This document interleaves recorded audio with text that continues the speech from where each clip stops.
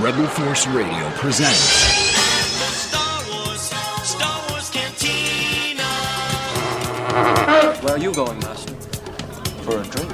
Sorry about the mess. You will never find a more wretched hive of scum and villainy. We must be cautious.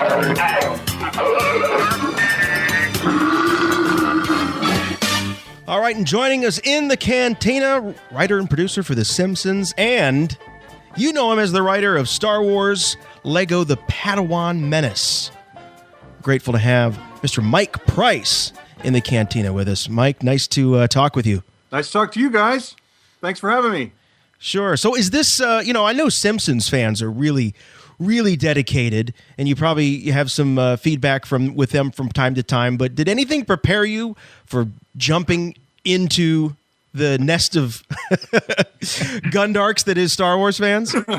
Well, I'd say, there may be a Venn diagram somewhere, probably a big overlap between Simpsons fans and Star Wars fans, I hope. I know I am. So I know our Simpsons fans are very, very passionate about their show and the show that we, maintain for them. So, I was sort of used to that, and I was totally ready. I think I even wrote to some of my friends when the show came on. I was like, great, another legendary franchise that people on the internet can judge me for. So now I'm just going to do this, and I'm going to write an Indiana Jones musical, and and anything else that's just a super treasured franchise. I'm going to try to ruin it. Sure, write that sequel to Gone with the Wind or something. Yeah. That's right. Mike, how long have you been involved with The Simpsons? I have been working on The Simpsons. I will be there 10 years this December. So. Wow. I'm still the new guy. They call me that. But no, it's been great. It's been a wonderful ride with them. And of course, The Simpsons is well known for their ample references to the Star Wars saga. Over the years, there's been several Simpsons episodes to reference Star Wars. Were you ever responsible for writing a Star Wars reference on The Simpsons? I don't know if I could point to one directly, but we did a show where Lisa and Bart went to the home of a guy named Randall Curtis, who was sort of loosely based on George Lucas, and registered their critique of his latest movies in the Cosmic Wars series. I had a little bit of work on that episode. I didn't write that episode, but we all kind of work on things together. So I know that I was in the room when some of those things were written. But if George is listening, I didn't write anything bad. And so you, of course, you're a big Star Wars fan yourself, aren't you? Absolutely. Yes, absolutely. I was just thinking about that because my son, who's 13, is just starting now getting into Star Wars because of my work on the show. So I've been showing him a lot of the movies, and he's really getting into it. And I remembered I saw the very first the original Star Wars when I was in high school. And I missed that. I was late. So we were late getting in there. And the first thing I saw of Star Wars was like all those guys waiting for Darth Vader to board the blockade runner. And I was like, oh, this is pretty cool. And I loved it, of course. And then about 2 weeks later, I had a chance to go to New York City. I grew up in New Jersey. And then I went to the theater where they was playing in New York City, which was called Lowe's Astor Plaza, which was like in super 70 millimeter. And I sat in the first row. And then when that opening shot of the Star Destroyer came across, I just was, I almost like fell out of my chair. So yeah, it's very rare that you walk in, you walked in probably 3 to 5 minutes late the first time you saw it. Right. And so it's hard to believe that you missed one of the best parts in not only the film, but in film history. Just that opening shot of the ship that goes on and on and on. Yeah, I know. And then I was like, that's why I said, I'm not going to miss it this time. So I went and sat in the front row at a 70 millimeter screen to see it. That'd be like IMAX is now. Right. Yeah. Yeah. Totally. Mike, did you have to show any Star Wars cred before you got the gig, or did all that Simpsons work? Is that what got you the job? How did it come to you?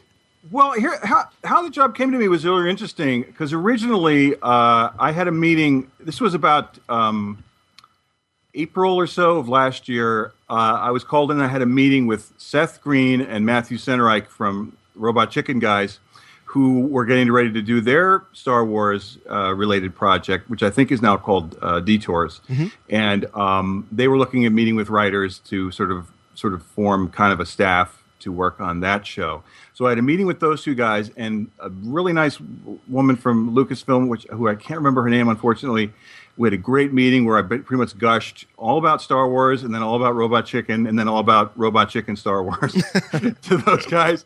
And as it turned out, I couldn't go and do the work they wanted me to do because it would have required sort of going, and I was onerous. It would have required us all going up to the Skywalker Ranch for about 2 weeks to work on it. And as much as I wanted to do it, it was impossible for me to work with my Simpsons schedule. So I thought, well, that's it. And then a month or two later, then I got another call from my agent saying that this thing was coming together, and that Lego had heard of me from those guys I had met with Matthew and Seth. So then I didn't have a meeting. It was just they wanted to do this show. They had success with the games, of course, and with the little shorts that came with the games. And they thought they could try to do a half-hour special. And they really had no idea what the story would be. And they just were soliciting, various writers, me, one of them, I'm not sure how many others, to write like a 4 or 5 page treatment idea of what you would do. It could be anything. It could take place in any time period as long as it was somewhere in the middle, somewhere in the world of the 6 Star Wars movies. And the story that you saw on the show was my original story I came up with. I wrote it down, like a 5-page or so treatment, sent it in, and about 2 weeks later they said that was the one they were going with. So it was pretty neat. Were you familiar with the Lego video games at this point? I made myself instantly familiar. I mean, I was aware of them. We're not a huge video game house here. We have a Wii system that my son likes to play baseball on mostly, and a little bit of the Mario stuff. So I went out and got the Lego Star Wars games and tried to play it as best as I could. I think I got through like maybe the first level or so before I was killed every time. Were you surprised to realize that the characters didn't talk at all in the game, but you had to write them?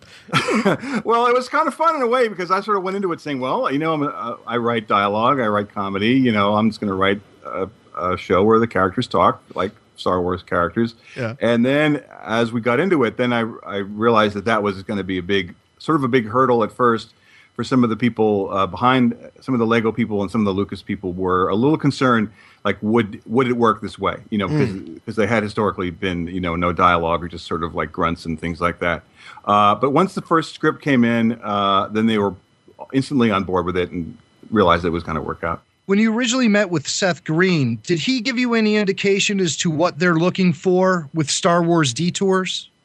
I can't really say. I mean, I wouldn't want to, reveal anything that he's not interested in revealing yet. I just know that it was a show that was going to take place in the Star Wars world, that was going to be, in a comedy element, a comedy kind of version of things, but with different characters. I don't feel comfortable really saying anything more than that because I don't know what else they've released or what they've talked about. Well, we've seen the probe droids. We know how they enter your house, and they keep an eye. So there's one hovering above me right now. No, that's cool. That's cool. Yeah. So the field trip. How did it just seems so wild that we could have this kind of a story told in the Star Wars universe, even the Lego Star Wars universe. How did you dream up the field trip? It was just sort of like I was just sort of daydreaming, like what would be a fun thing to do. I believe that I wanted to have See Threepio and R2D2 be major characters in it because they're so fun and they're already fun characters. They already give themselves to comedy, and then it just sort of like one thing kind of led to another. Thinking, it would be funny if they were sort of in this position of having to deal with a bunch of kids. And it just sort of, and then really honestly, going back to that thing of seeing that opening shot, then sort of an image came to me, which is the opening image of the show, which is like that opening crawl followed by the pan down and the big overhead shot of the ship. But instead of a ship, it's a school bus. And as soon as I saw that, I realized that's funny. That's a funny image. And then I thought it was a little Simpsons shout out, which is that Lobot is the bus driver, and he's Otto. So he's got his little headphones on, and he's our Otto, and that made me laugh. And then it just sort of just went with it and said, okay, what could happen next? And then the idea of like the tour of the Senate, and that somehow the kids would be and the droids would be on this adventure, just sort of presented itself to me. I just sort of went with that and just took it to just sort of went with it that way. And then I realized then that we have a second story with Yoda, who I love Yoda, and this Ian character would be a fun character as well. And it just sort of I don't know, I can't say it beyond that. It's just sort of like, it was one of those great moments in my writing life where I totally saw it, and it was very clear, and it was very easy to write once I got that part. Oh, it was easy to watch and a lot of fun and very funny. The whole thing flows just wonderfully. And I have a few highlights. Some of my favorite scenes from Lego Star Wars: The Padawan Menace. When you break the fourth wall and you have Vader appear in a time frame he clearly has no business being in, and then George Lucas comes on the screen and delivers great dialogue as he's pulling Darth out of the shot like, get Darth a donut. What's he doing here? Cut! Darth, you're not in this scene. Darth, look at me. I'm not. Nope. See that? No, do you see your... Right, exactly. Right. Good. Darth, you want a donut? Yum. Somebody get Darth a donut. Why did you have the idea to include Lucas? Well, I thought it would be fun. I love Darth Vader, and so, of course, my story takes place during the Clone Wars, so there's no Darth Vader yet. It's Anakin. The one thing I will say, too, is that, when I had my initial meetings with the people at Lucas and with Lego, especially the people with Lucas, there's a wonderful man there named Howard Rothman, who is the head of Lucas Licensing, and he and a great guy named Derek Stothard, who is sort of the Lego guy at Lucas, and Kathleen Fleming, who was the Lego point person. But especially Howard, they were very open to almost anything I wanted to do. They were like, just have fun. The hallmark of these Lego, of the games and of the shorts they'd already made was just sort of having fun. Don't worry about it. If you want to throw in a character would normally be there, just go with it. So when I wrote my first draft, I just said, I'm going to take my shot and just write what I think is funny. And so I wrote that stuff in with Vader and Lucas coming to get him. And I was expecting to say, oh, there's no way we can do that. And they were like, yeah, great. So that was great. And they were incredibly open and had a huge sense of humor about all the sort of takes in the show about things, like sort of dealing with some of the criticisms of the Senate scenes are dull, and that Jar Jar is not very popular, and they never said boo about any of that. They were really, really on board and just were up for having a great time. Well, let's talk about Jar Jar and his famous unpopularity.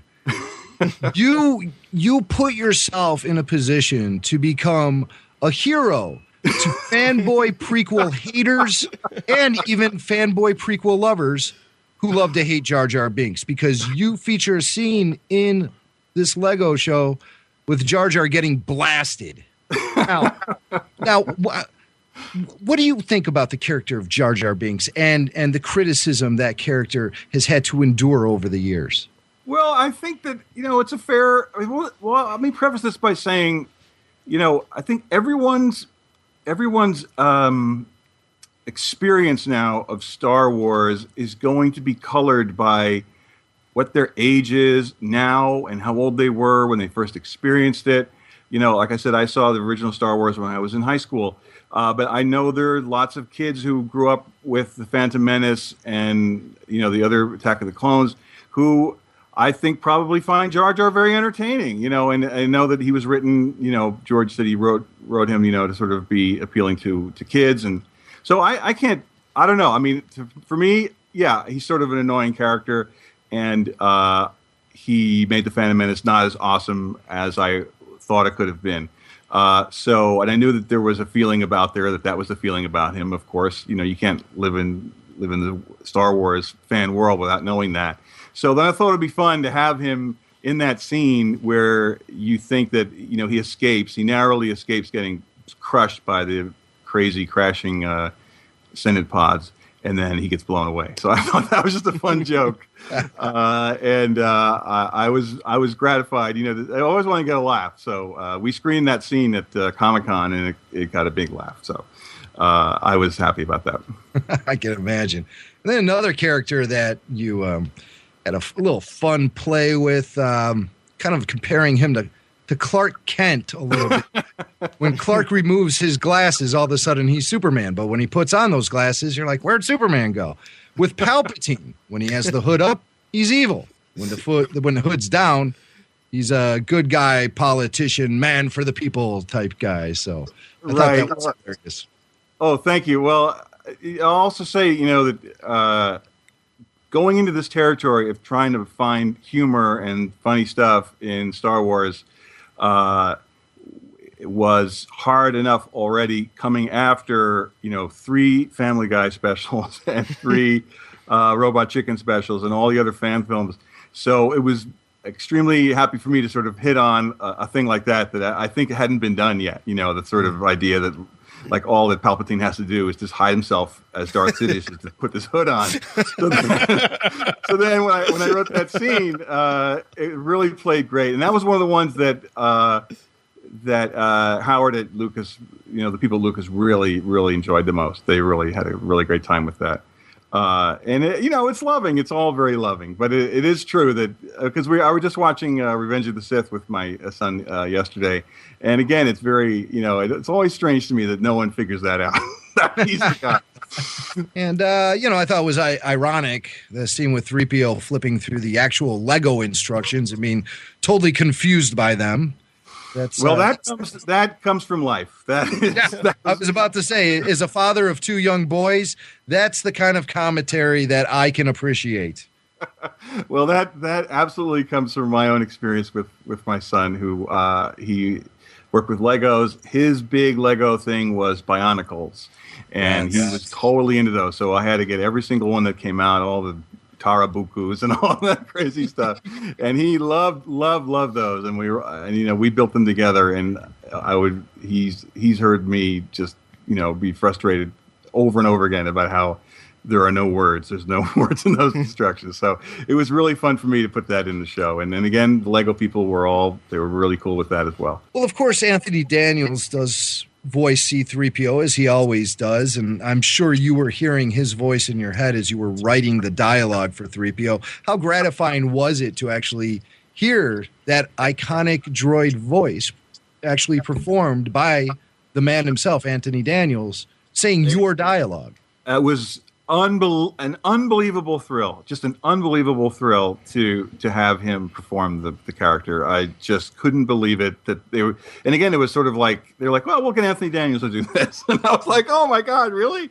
And they did. I wasn't there, you know, I wasn't around when he did his part. I heard it later, and I was just beyond thrilled because he also had a lot of great input, sort of some of the lines were, you know, the way the lines were structured. He's like, I think I would say it this way, you know, that kind of thing.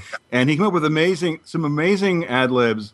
One of the 2 of my favorites are when Jar Jar is blown away. He goes, "Poor Jar Jar. Oh, well." That was him, which was great. He just turns the page on Jar Jar. And then the other great thing that Lucas was, again, I sort of took a shot and said, well, we'll try this, was the thing where 3PO and R2 are going into the cantina, and then R2 shows the clip from the original movie. I just wrote that. I said, we have to have some way to sort of get this information out that, you know, droids aren't allowed in the cantina. And I thought to myself, well, what if R2 just showed a clip from the original movie? And I said, they were like, well, we own the movie. Sure, why not? We can just do that, you know? So I couldn't believe it myself. I was thrilled to see that. And then Anthony Daniels ad-libbed a great thing which I imagine would make like purists' heads explode, which is that, you know, R2 shows the clip of him and Luke trying to get into the cantina from a story that hasn't happened yet. And then he says, I remember that. So that really kills me. When he goes, oh yes, I remember. So he remembers a thing. He remembers a thing that in the canon hasn't happened yet, but in real life, you know, happened 30 years ago. So that just kills me every time I see it. So I was just thrilled to have him on the show. Very cool. Mike, you mentioned earlier, you know, of course, the legacy of some of these parodies like Family Guy and Robot Chicken. there was something very unique about your special, and it was, and I don't want to take anything away from those other guys because they're great at what they do, but yours was the kind of thing that was, there was nothing pandering about it. You didn't pander to the fans, and you also kept it so that it was something that parents and kids could enjoy and watch together. Was that something that you were directed to do, or is that just your style? I'd like to think that's probably my style. It came from a place of love, and which is not to say that, the Family Guy people and Robot Chicken don't love Star Wars, but for me, it just came also from the feeling of like, I love this. We're poking sort of gentle fun at it. We're also trying to tell a story that makes sense and keep things going, so that the jokes sort of had to be quick. And also just the fact that it comes from a place of sort of like having fun with it. And also the feeling, I guess, that this sort of entered in my feeling as well, is that the whole Lego Star Wars universe or world, or the vibe of it, is that it's very playful, and it's almost as if, it's like a couple of kids playing with their own Legos and making their own story up.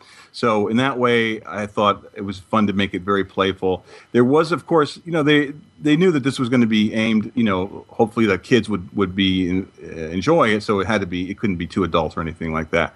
But at the same time, I was fun for me to sort of put in little jokes here and there that probably would go over some kids' heads. Some of the sign jokes are very, again, coming from Simpsons. On Simpsons, we write all the sign jokes, so it was really fun for me to write some of the sign jokes. Like there's the one, it goes by in like a half a second, but when they're at Mos Eisley, you see this big billboard, and it has Obi-Wan Kenobi, and it just says, "You'll never find a more villainous hive of scum and villainy." Yeah. Like that's as if his endorsement of it. So that always that was fun to do. But it was just, I would say, it came from a place of just having a great time, loving the stuff. And and also keeping it, acceptable, and that's something that kids could enjoy. Mike, I have a quick request to make. I think you might have your earphones up a little loud. Oh, sorry. We're hearing a lot of feedback coming back, and there's a slight delay. So sometimes that happens. I'm just turning my my sound down on my computer. That should help. But you sound great. You got a heck of a mic on there. Is it just the onboard mic, or? It's a Snowball Blue mic, it's called. I bought it at the Apple Store earlier today. Yep. Oh, you bought it today? Yeah.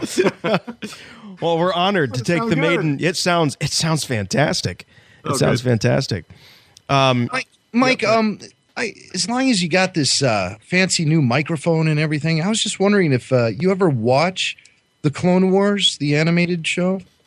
Yes, I do. Yeah, I can't say I've seen all of them, but especially when I started to work on this project, I watched as many as I could to sort of just get immersed into the world of the characters. Some of the characters from Clone Wars are in my show, like Asajj Ventress, and of course they actually kind of told me about Savage Opress. I think he hadn't appeared on the show yet when I wrote the script, and then he came on the show in between writing the script and my show coming on TV. So it was fun to sort of get to watch that. And I've watched we just watched one the other night, the one where it was like kind of like The Most Dangerous Game, where they were being hunted by the the Wookiee hunt. That's how they wrapped up season 3, was with a 2-episode arc featuring the Bosk lizards, the Trandoshans, hunting down Jedi Padawans. Yes. Yeah, that was really exciting. That was a really exciting episode. So that was a good episode.